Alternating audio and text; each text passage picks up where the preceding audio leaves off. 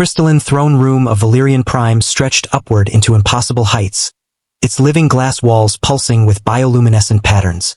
Empress Talia the Radiant sat upon her seat of power, her 4 arms draped elegantly across the armrests, as she regarded the humans standing before her with undisguised amusement. Captain James Reeve of the United Earth Navy stood at attention, his uniform still scorched from the battle that had brought him here. His ship had been caught in Valyrian territory during a patrol gone wrong, and now he faced the most powerful ruler in this sector of space. "You wish safe passage through my domain," Talia said, her voice like wind chimes in a storm. "You wish for your crew to return home unharmed. You wish for much, human, considering your vessel violated our borders." "It was an accident, Your Majesty," James replied evenly. "Our navigation system malfunctioned. We mean no disrespect to your empire." The Empress leaned forward, silver eyes gleaming with curiosity, or perhaps cruelty. "I have heard tales of your species. Humans are remarkable survivors. You come from a death world where everything seeks to kill you, yet you persist. And you possess a peculiar talent with creatures." James said nothing. Silence was often the best response when dealing with powerful aliens who enjoyed the sound of their own voices.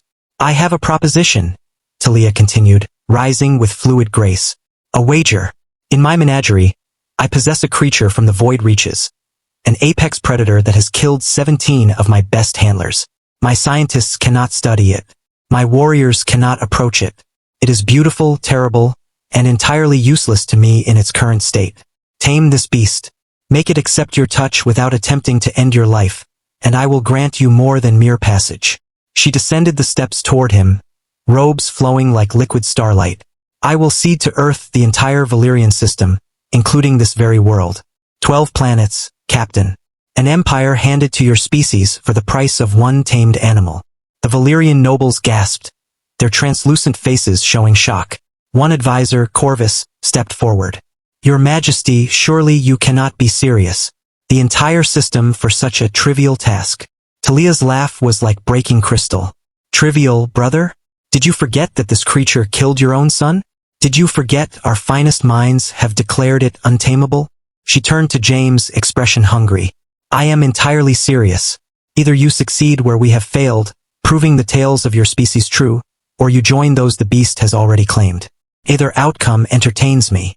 James's jaw tightened, but his face remained neutral.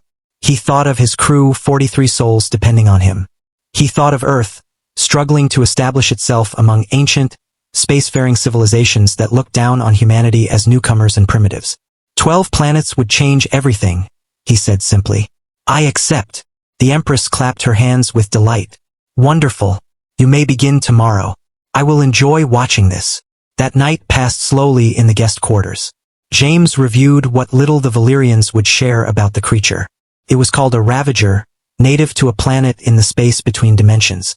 6 limbs, each ending in claws that could tear through reinforced steel. Bioluminescent patterns across its hide that allegedly hypnotized prey. A jaw lined with crystalline teeth. Intelligence roughly equivalent to an earth dolphin. At dawn, James was escorted to the menagerie, an enormous structure containing ecosystems from 100 worlds. He walked past enclosures holding creatures beyond imagination until he reached the deepest chamber, dominated by the apex predator he had come to face. The Empress sat in an observation booth with her court. "The chamber will open shortly," her voice echoed through speakers. "Try not to die too quickly, Captain. I've placed bets on you lasting at least 5 minutes." James entered the airlock. The chamber beyond was dim, lit only by strips of bioluminescence along the floor. Deep, resonant breathing came from somewhere in the shadows.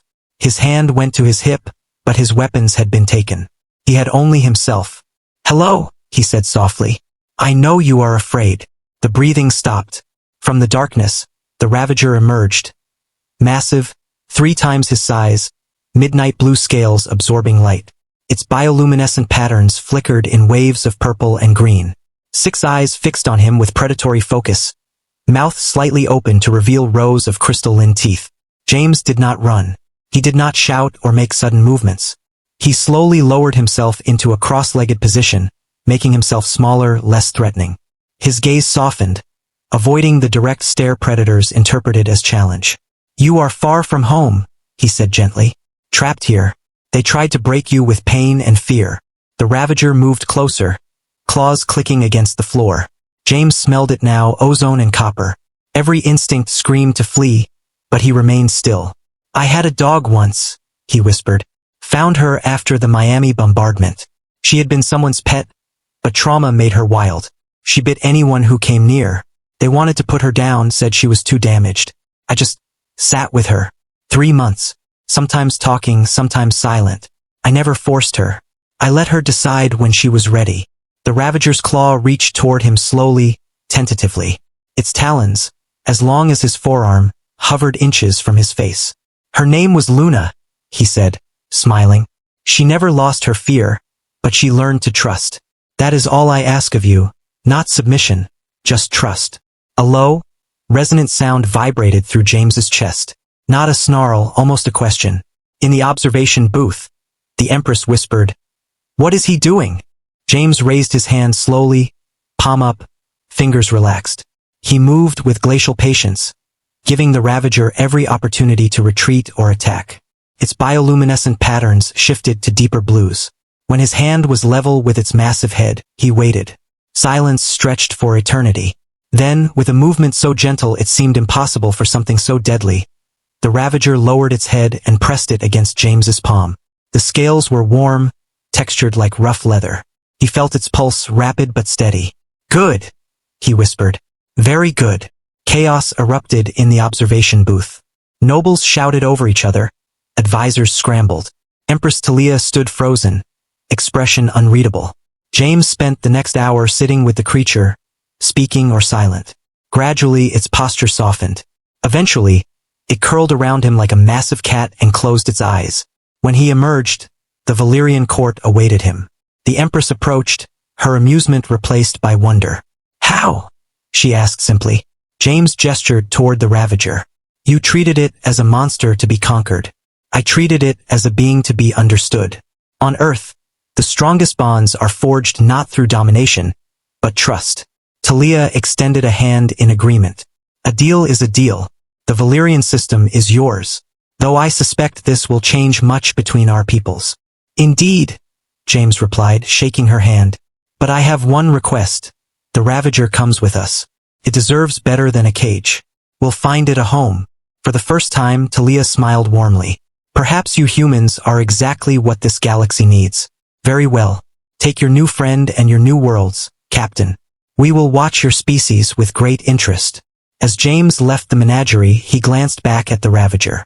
Tomorrow, relocation would begin.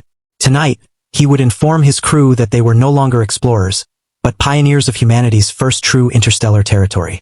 All because he understood what the ancient Valyrians had forgotten. Strength without compassion was mere brutality. Please follow my channel for more videos. One click from you can change my life.